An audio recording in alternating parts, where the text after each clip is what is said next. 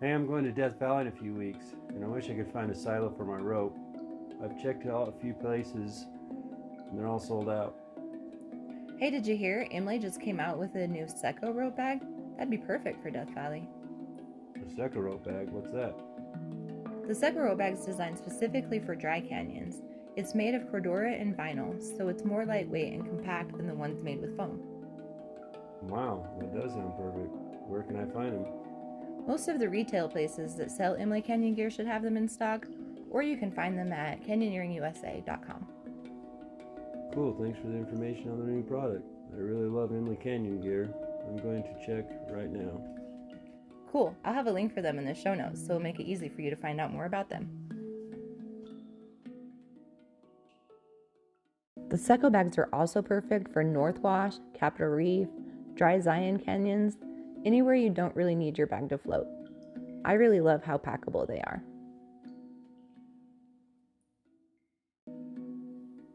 Hello there, and welcome to another episode of the Canyons Are Calling podcast. I'm Charles Jocelyn, your host for this show.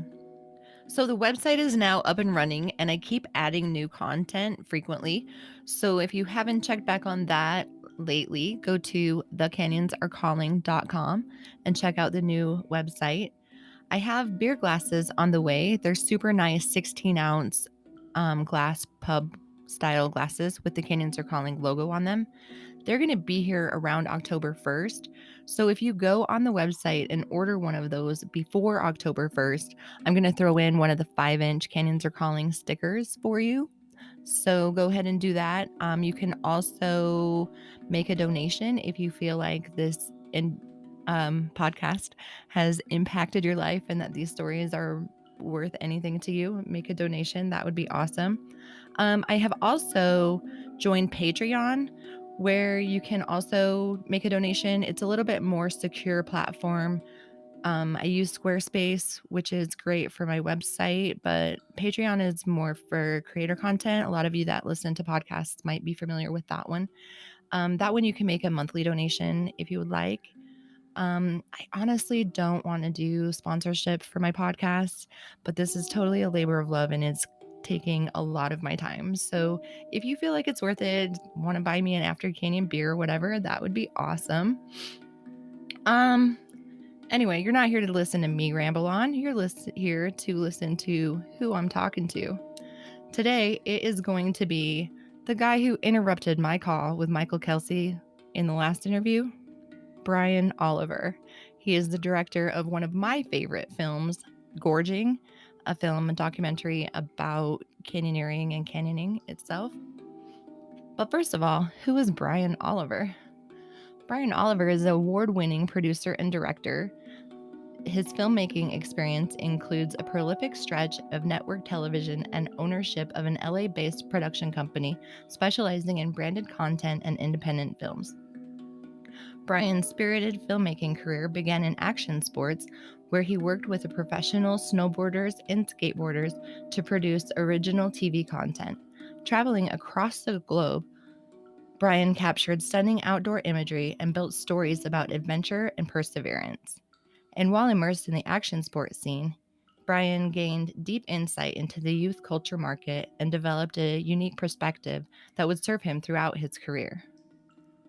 Brian found new territory in advertising world, where he worked with clients like Pepsi, 7-Eleven, and Toyota, building ads and branded content. Bringing his passion for adventure to mainstream projects, Brian empowered clients with stories that related strongly with youth audiences. Brian's work has aired on Fox, NBC, Red Bull TV, Nickelodeon, and countless other digital platforms. Drawn toward longer stories, Brian produced and directed several documentaries on subjects ranging from counterculture to environmental issues. His first feature-length film, Gorging, garnered several awards on the film festival circuit and celebrated a robust, often sold-out theatrical tour. Today, through ads and independent films, Brian continues to work to promote unique philosophy, always celebrating life's wild journeys. So here is my interview with Brian. Enjoy.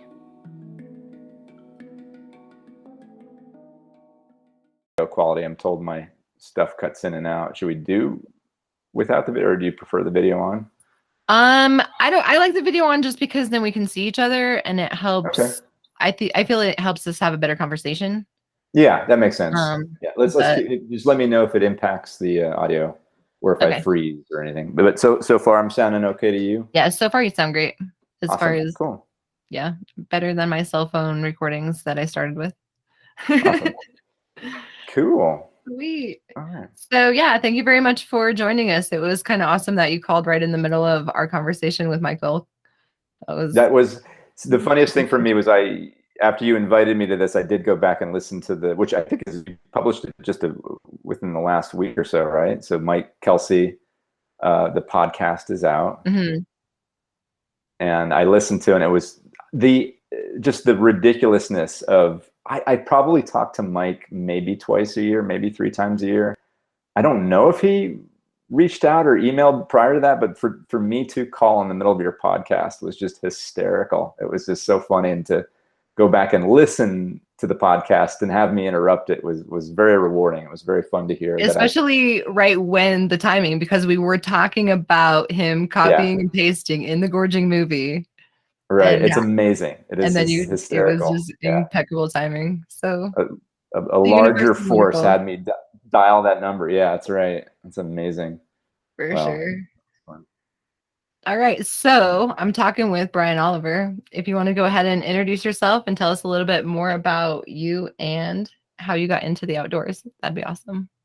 Sure. I'm Brian Olliver. I'm a filmmaker. And I think you came to me because I directed the canyoneering film called Gorging that was released all the way back in like 2014, but still resonates with audiences today.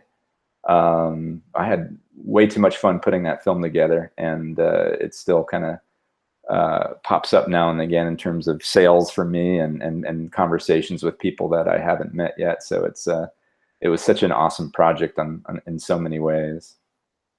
So yeah, thanks for having me on your show. I was doing a little bit more research about you and who you are, and you have a lot more films out than Gorging. So that's really cool. Yeah. Yeah, I'm a documentary filmmaker. So Gorging was my first feature length. So it was like a 90-minute film. And I make my living doing branded content, which is a fancy way of saying documentary films for brands. And I do a lot of stuff for Red Bull, for example. And those are basically just short documentaries. And every other year or so, I do a passion project too. And that's just code for I pay for this myself. And the fun there is I get to do subjects that I'm passionate about. And so if you visit my website, you'll see my work, and there are many film pieces on there. So yeah, I think I'll take a look at a few more of them. That's pretty awesome. Yeah, thanks. So is filmmaking more part of your life, or is outdoorsy stuff more part of your life? Oh, I love that. I think they're pretty evenly split. I think there's maybe every freelancer or maybe anyone can relate to this, but sometimes like my amount of play like feels inappropriate. Yes, I should probably get back to work.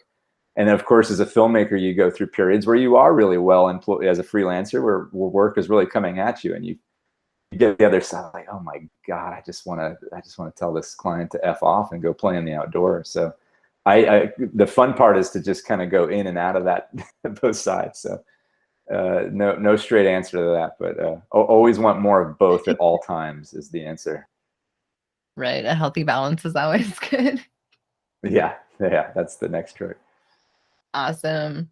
So what was it like to film Gorging? What inspired you to film that movie?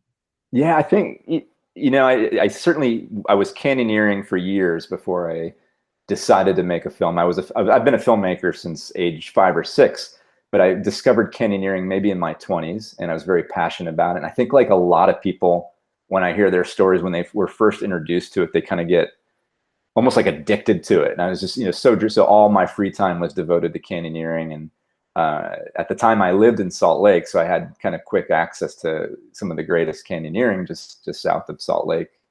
And yeah, I probably did it for 5. I think the simple inspiration for it was just like, this is just a fun ass sport. I just wanted to put it on screen. I wanted to shoot something in gorgeous red rock country in southern Utah and other places. There was no shortage of kind of eccentric characters to choose from to tell the story of canyoneering. So it was kind of it felt like a no-brainer. It was just certainly started just from a passion for the sport and just an excuse to be out there with a camera and just kind of share with the world some of the things that I was seeing and some of the people that I was meeting on my journey. How did you choose the people that you chose to highlight in the film?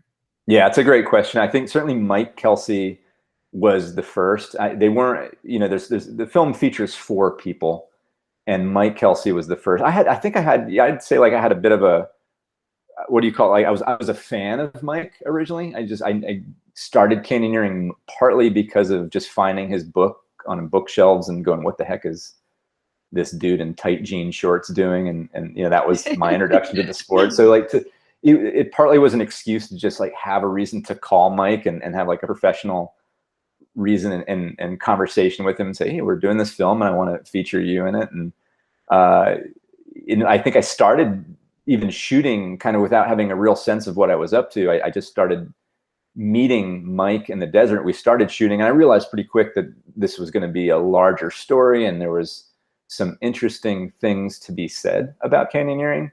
And so I kind of, even after start shooting, I kind of went on this process of casting the film.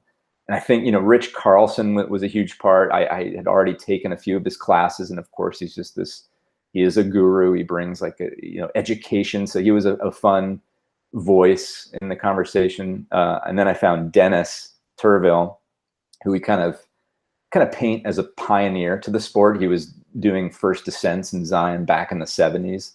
So he just has like these awesome tales of just kind of seeing these virgin canyons and the experience of just being the first in there and kind of inventing a lot of the techniques that we take for granted. And like I'm sure it's a no-brainer now, but they wore wetsuits, and that was probably pretty radical for guys with climbing experience to say, let's go find some wetsuits so we can, hang out in frigid water. So Dennis had and then I think what was really fun is I think we were well into editing, and I made like another weird discovery. And of course, all in hindsight, this seems so obvious, but all 3, Dennis, Rich, and Mike are kind of experts on. So they're very immersed in the sport. And what was glaringly missing was just like the everyman, like the voice, and that's where Steve Caborn. Steve is just my friend here in Southern California. And his journey of canyoneering was so similar to mine, which made it a natural addition to the film. And what was unique was like filming over the course of a few months with Steve, just in some of our favorite canyons. I didn't have this impression of him when we started. It wasn't until I started to watch the footage back. It was like, he falls a lot. Like he took a lot of like on camera. Like we're both making mistakes. Our rigging's a little questionable.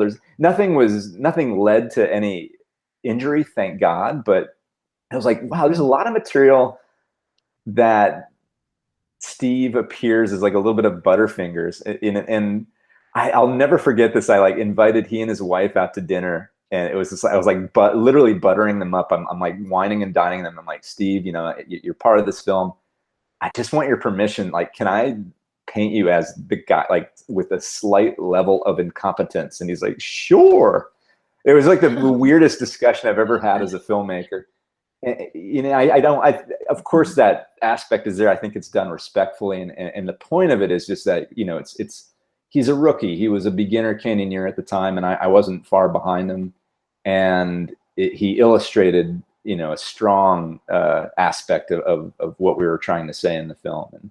And he's just such a trooper and signed up for that weird film experiment. And of course, the film is successful largely because of Steve's involvement. So. Right. That's thanks our for being the everyman day, Steve. Exactly. That's awesome. Yep. Very cool. I fall a lot in canyons too. Like I'm always hurting myself. It's so lame. I am too. I think that's why Steve's in there. Like Steve and we are the same. So it was really fun to put him in front of the camera. I'm amazed that I'm still alive and here to laugh at stories. I'm grateful for that. So what was it like for the two of you to go through Don't Do It Canyon? Don't Do It was insane. I was just like, it's just I just think, like, first of all, I would never repeat that. Like, no one, if someone like, this was a passion project. So I really wasn't paid to do that. It was just, so what was driving me was just a crazed artist, like wanting to complete his film. So we had shot most of it, and I think we had even edited, and we knew we needed like a final act, like a final battle to the film. We needed Steve to do something that was going to really push his limits, and that was going to push my limits, frankly. So that was very late in the process that we decided to do Don't Do It Canyon. And that was, I will extract, and I had a very competent third canyoneer who I was going to pay, and he was going to come along and just act like almost like a second set of eyes for me, because I've got my head, I'm doing dangerous climbing moves and have my head in the camera. He was also going to carry half of my equipment, extra camera batteries and audio equipment. And the morning at like 4 a.m., the morning that we're like about to leave Escalante to head down the Hole in the Rock Road, he calls and he says he wasn't feeling well. And I'm just like, holy crap, like, can we still do this? And like, again, there's just that crazed filmmaker said, yeah, let's do it. So I just like went in with like a backpack that was a little heavier, which meant Steve probably carried more climbing gear. Like, I couldn't even share the climbing gear load with him. So just I made it like a little bit dicier than we had intended. But it was perfect. I think having literally just Steve and I, that was a very raw and intimate and nutty experience to go through that canyon, just period. And certainly with camera equipment, and have Steve like, hold up, Steve, I need to get a second. It's like, again, like looking back, there was certainly a layer of stupidity and insanity, but it was somewhat young people up to just crazy things. And I'm glad I did it. The footage is incredible. It certainly completes the film in terms of intensity and even the story arc. So hell yeah, DDI. I don't even know if I would repeat that canyon without camera equipment. So yeah, I mean, I feel like that you guys did it in that movie, so I don't have to. Yeah. Oh, I love that. Thank you. Yeah. That looked intense. That looked incredible. It was.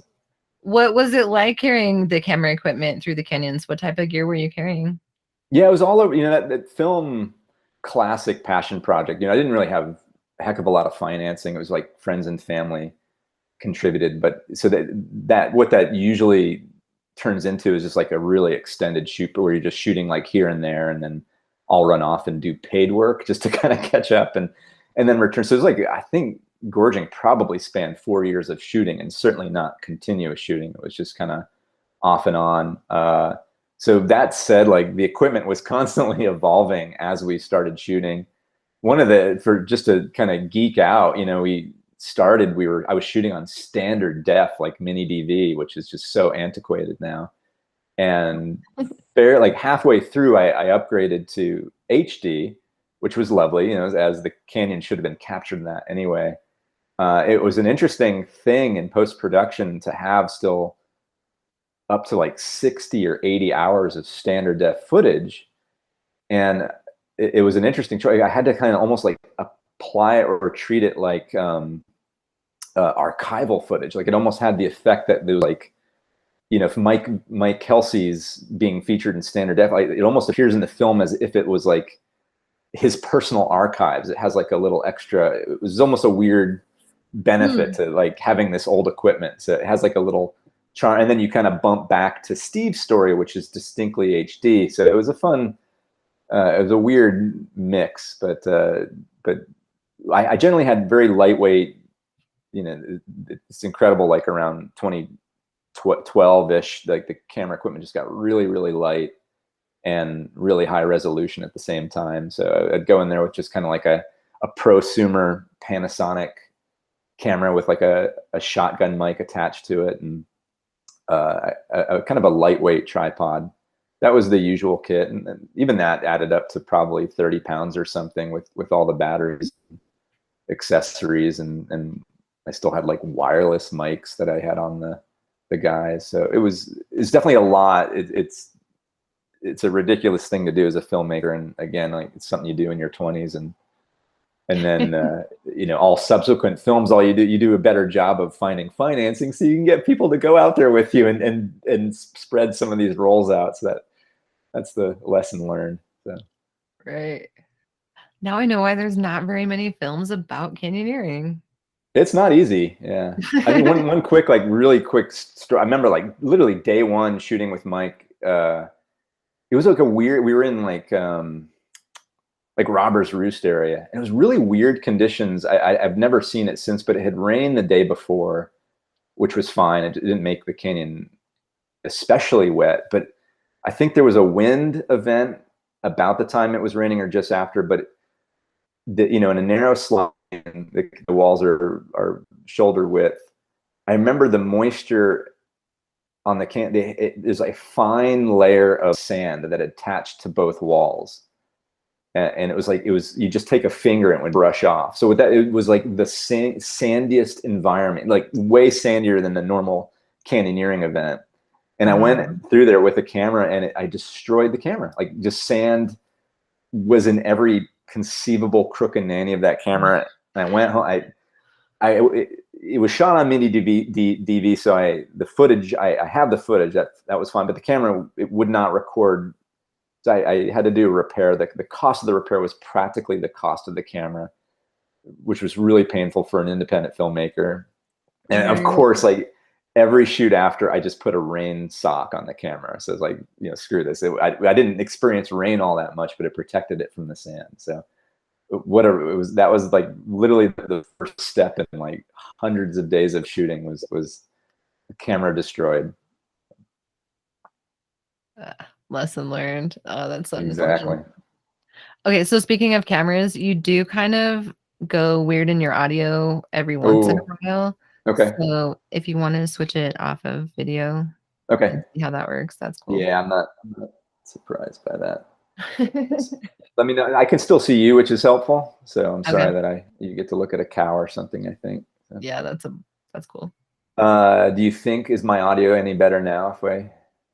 It only does it once in a while, so it's kind of hard to say, but yeah, we'll see. I can also move closer to the but I was sparing my wife my loud voice by staying away from public spaces in the house. So. Nice. That's cool. Okay. So what were some of your favorite canyons? Ooh, I don't know. I remember just doing like the Jug in Arizona with Rich Carlson and crew. That one was just so gorgeous. It was, I think, so fixated on southern Utah canyons, and to see the Jug in that crystal clear water in Arizona was just so cool. It was just kind of a nice switch up from like dirty brown water that has dead bats floating in it. Like, is that the one you guys were sliding in and stuff? Yes, yeah, that's one of them. Yeah. All those are kind of exactly. Yeah, those are like just little playgrounds. I think a lot of canyoneers that have like 100 or more canyons, and I'm sure you experience, you get like canyon amnesia. They start to blend into one another, and you just they're just like one big sandstone memory in your head, which is kind of fun. You're just yeah. So that's, I don't know if I have a thing. They're all kind of magical in their own way, and I in a twisted way even don't do it with so remarkable just because it pushes your physical limits. It's such a memorable canyon to do when you want to play that game. Yeah, once you get, how long of stemming were you guys doing and don't do it? Well, it is. I think it's timed in the film. I think it was very honest about the graph. Yeah, it was like 4 to 5 hours. Yeah. Forever. If anyone's done that, it has like, you do all that. So you are high stemming for 4 to 5 hours. And I actually put the camera away for like what I would say the final third of the canyon until the final rappel, because we were just losing daylight. But the final third is like an insult to you because you're already tired, but it actually squeezes back up, and you don't have the option of going up or down. So you have to do this really awful shuffle, like it's not like a smooth or fast. It's so tight. You're just doing, and you're still off the deck. It's like it's not dangerous. It's just extremely tiring in that final bit. Wow. I mean, I've done shenanigans that might compare, and I got my butt stuck in that last section. And like that was enough work for me. Like, I don't know. Yeah, it definitely oscillates from fun to work. And you just kind of like, what am I doing here? They're beautiful, but after, a certain amount of time, like 4 hours is a lot of stemming, high stemming. Yes, it is. And when you guys fell, that was crazy. That was Steve, and that was very scary. I think he was just very fortunate. Just, I think we were probably 30 feet off the deck when he slipped, but he just made it to it's just like that. It's such a convoluted wall.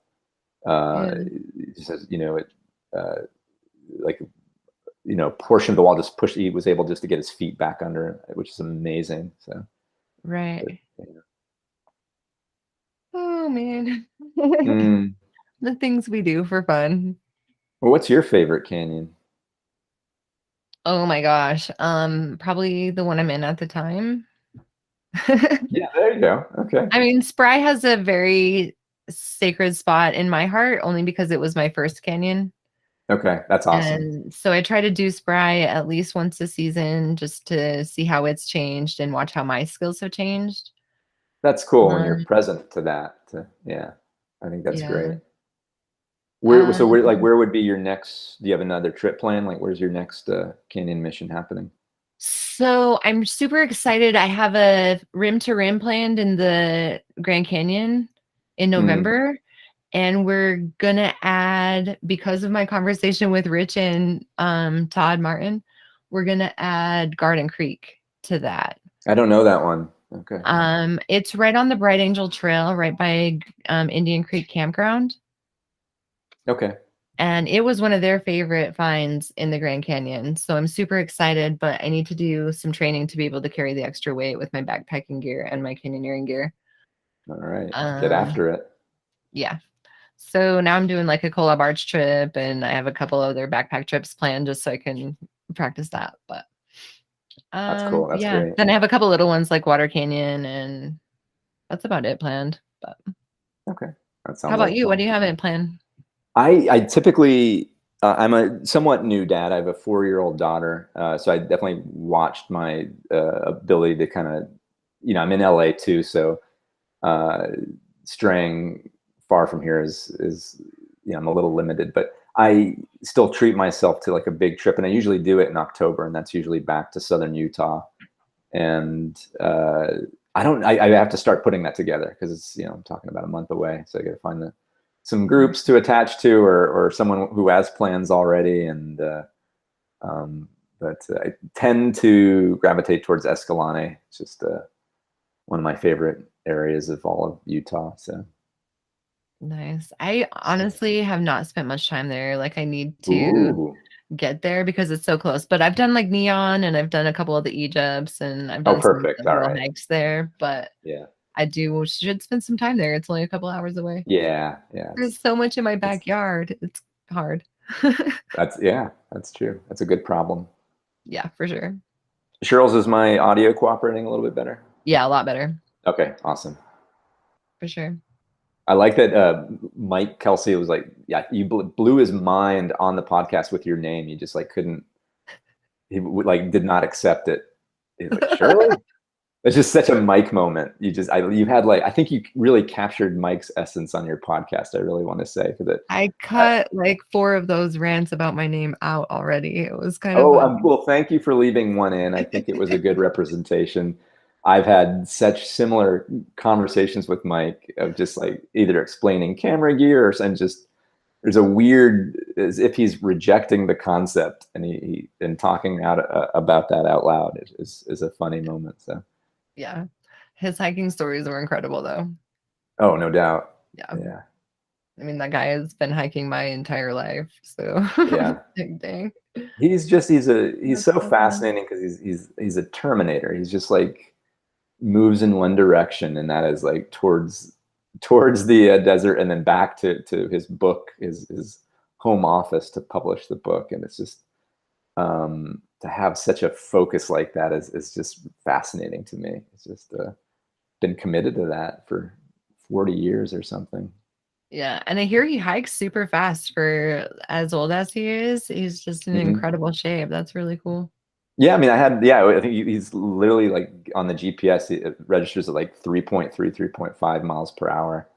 And 3 is fast. So, I mean, he just has long legs, and he also doesn't, which was really, he doesn't really drink water. He like just preloads. He like does his like pregame liter chug, and that's it for like 4 hours. So if if you're like sometimes on a hike, you're in like your head and you're just like wishing the rest of the group would stop, but you're not going to speak up and request a break because that would be wuss-like of you. So yeah, Mike, you can't count on that ever happening with Mike. There's no hope. He's just gonna, He's like, yeah, you'll have to like, yeah, exactly. You got to get him to stop. That's funny. That's awesome. Well, so what other films are you working on in the future? I'm really excited. I just putting the finishing touches on something now. Total, I can't like get away from Southern Utah. So it's a film based on the town of Escalante. It's not really in the action sport realm. It's a political documentary. It really looks at the town, which has 800 residents, and they're split down the middle over the land management issue, the political land management issue, basically, which got really flared up after Trump dismantled the national monument, and kind of spent 3 or 4 different trips and interviewed close to 20 residents of Escalante to tell that story.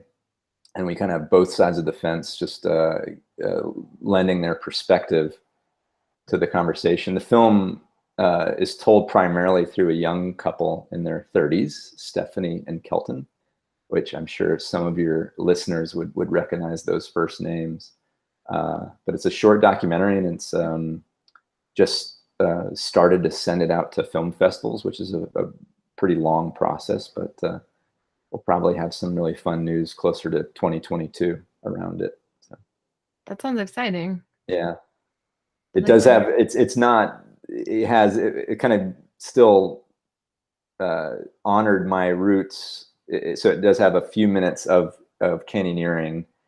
Kelton, we needed to paint Kelton and Stephanie as being distinctly on the kind of the left side of the town, environmentalists and liberals, I guess, if you will. So simply just featuring them canyoneering by that virtue puts them in that camp. So yeah, right. Yeah. You're enjoying nature. Exactly. Yeah. It's so unfortunate that we're so divided. Kanab's a lot that way too.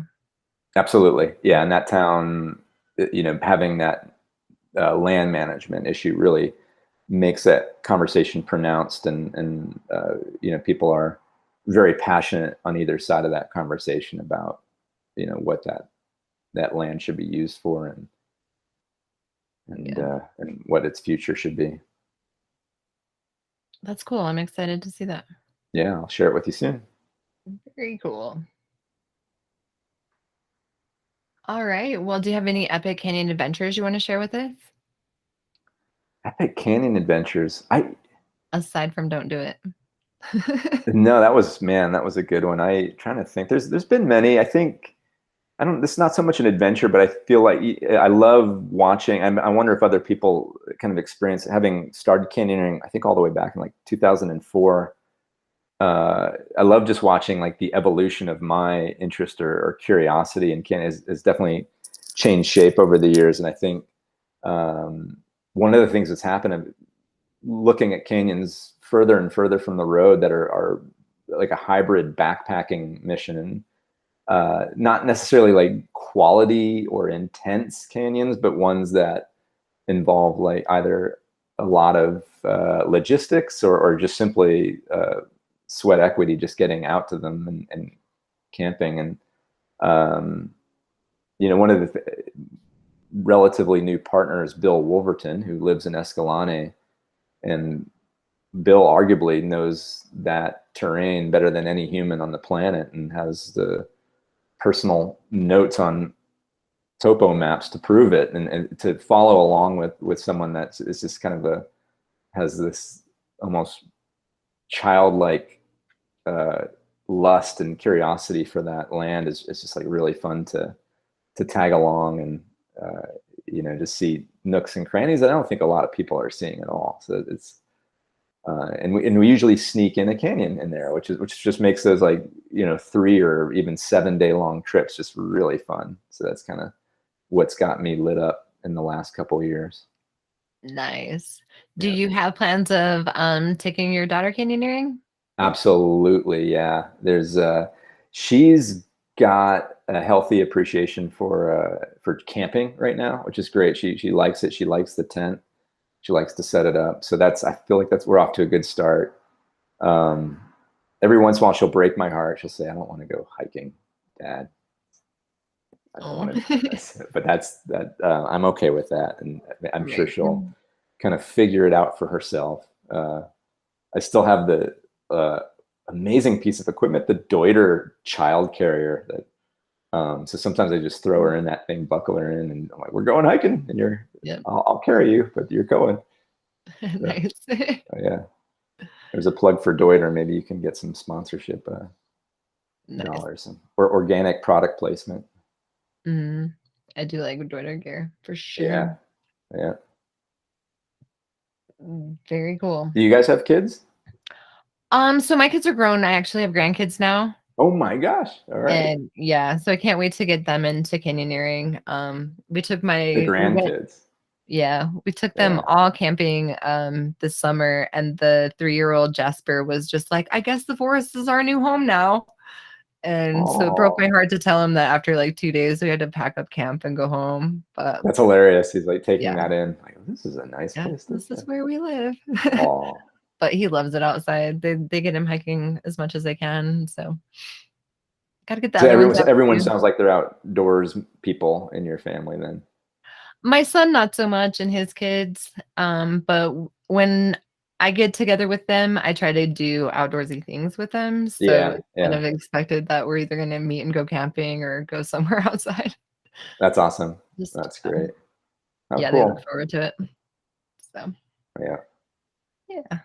Anyway, canyoneering makes me really hungry. So what is your favorite in canyon snack?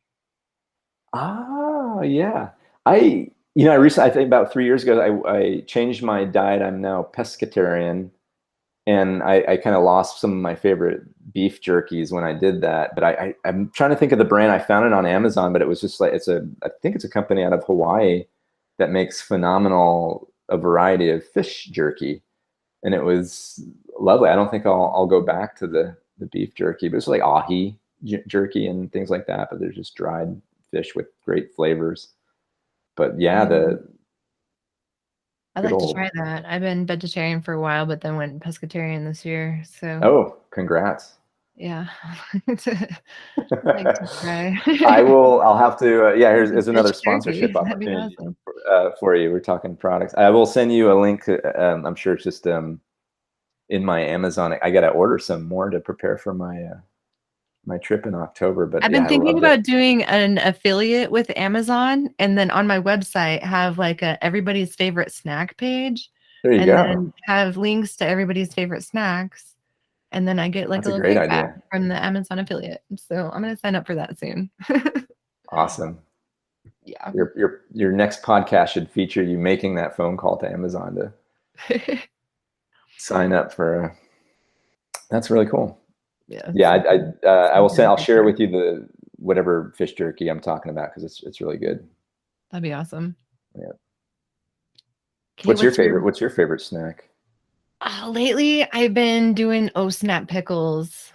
Ooh. They're my favorite. They're just like really crunchy, even though they're bagged pickles, and then it gives you just some like electrolytes and. Yeah, I should add that to my food quiver. I think that sounds perfect. Sounds refreshing out in the hot climate. Eating almond butter and Yeah. So that's my go-to. I have to make sure I have my yeah. Michael pickles. Yeah. And then like Cool. apples and granola bars and whatever.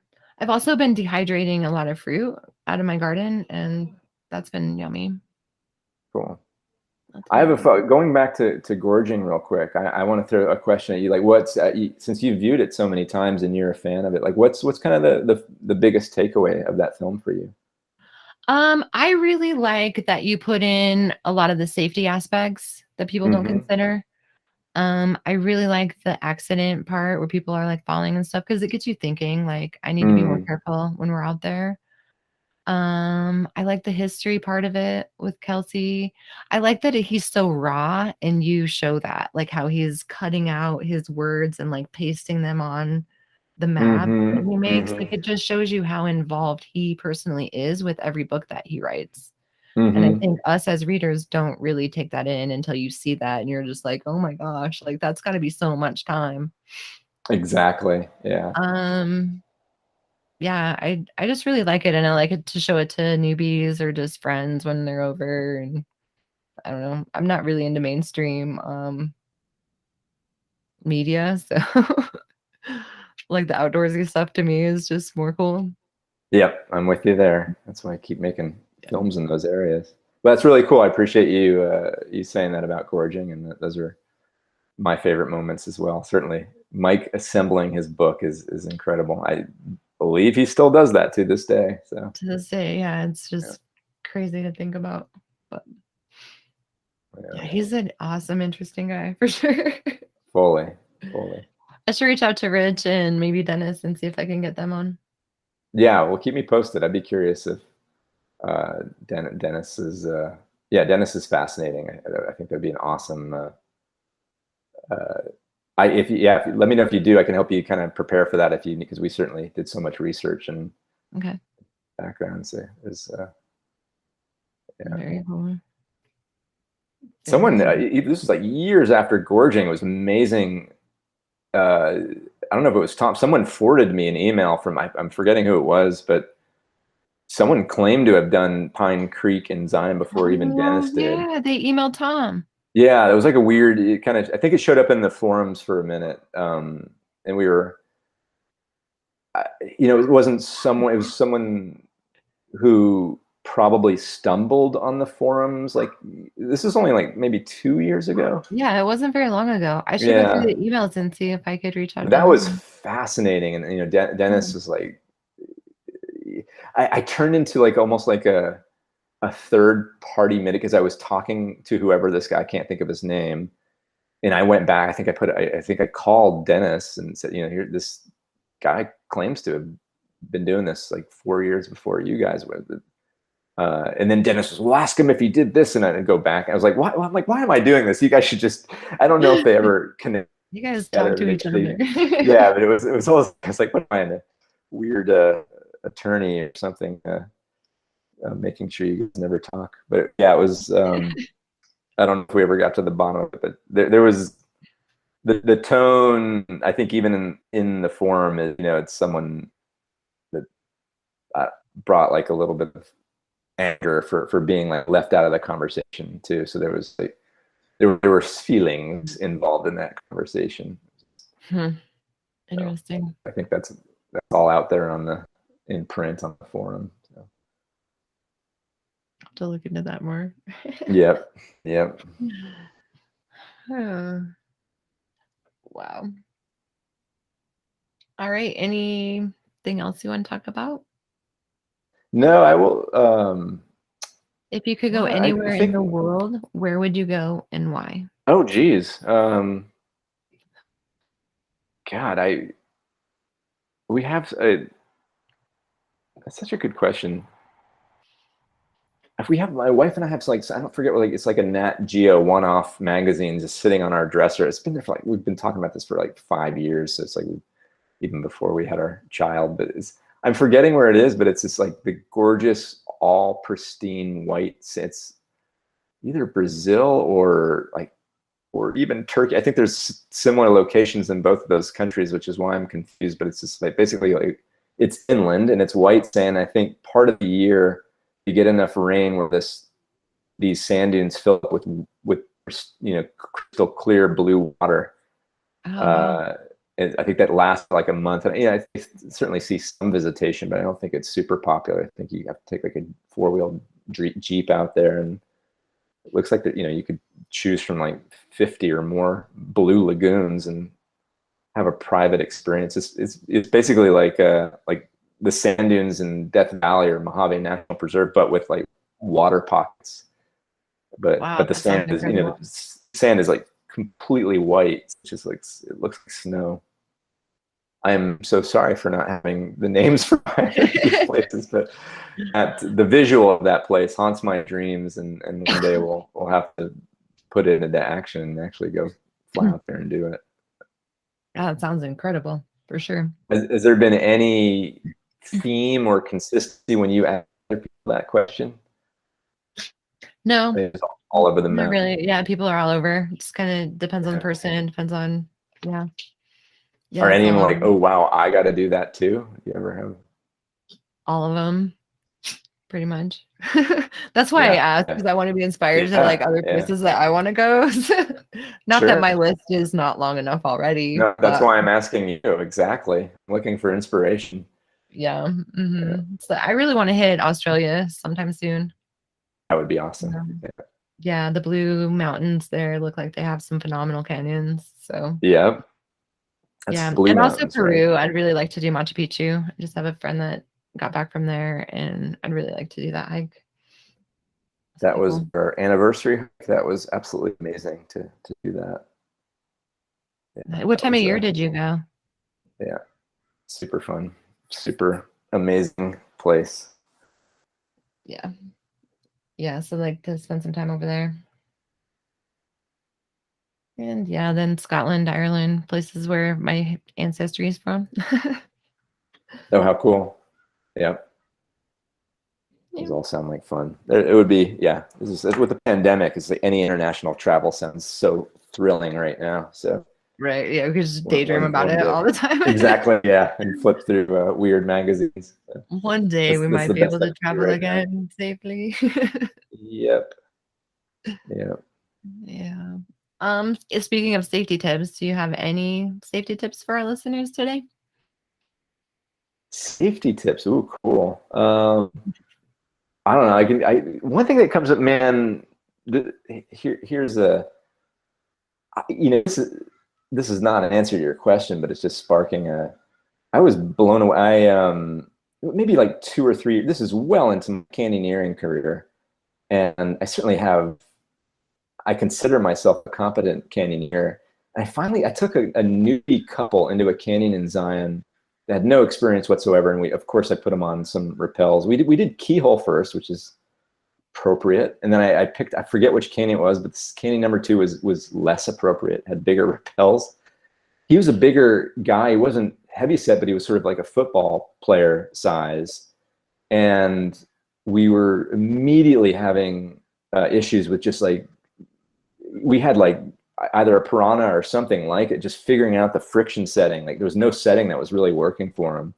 And it was certainly a combination of using like I think we borrowed someone's rope in town, and it was like a really thin millimeter. So that I think like, that's why we couldn't quite, but it was amazing just how I was kind of so shaken and woken to. I kind of did some stuff that was really questionable, and I was like amazed by like my skill set just hit a wall in terms of like all those years that I'd been taking care of myself. I was like, it's a total level of self-sufficiency that was adequate in getting me through these canyons. But as soon as like managing someone else and deciding whether to be above or below them and belays or like second, doing like a safety, like all that stuff, but just was so not well practiced in that. And it was such a wake-up call.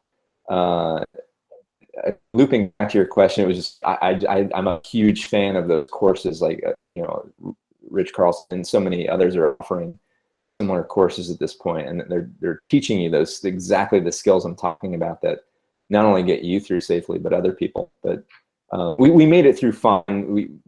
It was like, the issue was like he was going too fast on rappels, so it was like a burnt hand, and even like kind of came off the rappels too hard. So it was like just like this threat of like almost like rolling an ankle or worse. We didn't experience any of that, but it was like such a sloppy descent, and no one was responsible for that except for me, and so it was, again, it was just a wake-up call. I just wish I was better prepared, and I've since brushed up on my skills. I think I would have thrown way more technique at that situation if I repeat it. But yeah, I guess it's just, keep learning. I mean, because I've been at it for well over a decade, and hundreds of canyons under my belt, and the second I kind of made like a slight change in what I was used to, I was really, really out of my element instantly, in a strange and scary way. I'm really glad that you pointed that out, because I see a lot of beginners out on Facebook, and Tom will call people out a lot and be like, don't be a beginner leading a beginner or whatever. And like you said, you had experience. You were definitely not a beginner. You knew what you were doing for you. And then you took a group out, and his weight was different. The device was different. The rope was different. Things were different. And it was a whole different scenario then. And I think a lot of times, I mean, not a lot of times, but people do get in over their head, and then accidents happen. And then, search and rescue needs to get called. And that's unfortunate. Yeah, So it is, exactly. And I think we were fortunate to get through, and we still had smiles on our faces. But yeah, we were on big rappels that day, and we were playing with fire a little bit. So yeah, like you said, you're fortunate that a sloppy rappel didn't lead to a twisted ankle or whatever. I'm glad that you pointed that out, and classes definitely help for sure. Yeah, I will expand on that story. I think like the third day we did. Oh God, help! What empties into the Narrows? What's like the Orderville, right? Why am I blanking on that? But like we were coming from a technical canyon above that, and we just faced that one final 6-foot waterfall in Orderville, which is like, I think you could climb up easily from below. Like, it doesn't stop regular hikers. But I think we were tired, and I remember putting my friend, I was like, let's just get like a safety line. Just, you don't even have to run this through your harness, just hold this, and I'll put my harness on so I can kind of be there's no trees or anything. This is like classic, like, we're tired and I'm making some fantastically stupid decisions, and I just tie off the knots. It's just like, I'm the anchor, and I throw the rope over, and he's using it as just a simple handle, just to descend the 6-foot super slippery things. We're tired. And of course, the second he puts weight on it, he pulls me, and I'm like, I mean, it was like a slingshot. I just collided into him, and we went over the 6-foot cliff together. And it was just like, I'm like, this is like the most embarrassing. Like, it's funny to talk about it now. If anyone had seen it, it would have been horrifying. But yeah, that was just one example of like, it was a super silly event. But of course, like, we could have hurt ourselves doing that too. But I think they now have put a bolt where you're talking about on that drop, and so you can put a little in the Orderville. Maybe someone was watching us. Maybe the like surveillance camera in Pine Tree said, "All right, this is." Probably search and rescue got sick of carrying people out, so they had something done about it. Yeah. Probably Can more we not than issue you permits had to Ryan anymore? Yeah. Yeah. Anyway, I'm glad I could put all my entire spoof reel onto your podcast so people can hold me accountable. Well, they can get thinking more clearly too, so that it doesn't happen to them. I hope so. If my strange anecdotes can get anyone thinking about it differently, then hallelujah. So that's my whole hope with the podcast. We can hear other people's stories. We can all be more safe out there. Yeah, that's why we share stories. Yeah. Yep. I want to do a search and rescue panel. Where can people find you? Hiding out in Los Angeles. You had asked about my other films, and a lot of my latest films are up on my website. And the website's under the name of my company, which is just Totally Inc., like incorporated. So it's totallyinc.com. and it's a fun way to kind of see the last couple films I've worked on, including the Gorging still lives there, and at least the trailer is up there. So yeah. Sweet. I know that people can watch Gorging now on Amazon Prime. I think so. It's all over the place. You know, we we still have the website gorgingmovie.com, and that offers a digital copy. But we handed it over to a distributor and aggregator who just basically shotguns it into the world. So I feel like it's on all the platforms. I believe it's on iTunes, Amazon. So I think you can find it about anywhere you can do a search for it. It'll pop up. So perfect. I will have links to Gorging and to your website on the show notes. Oh, cool. Awesome. Yeah. Anything else you want to say before we say goodbye?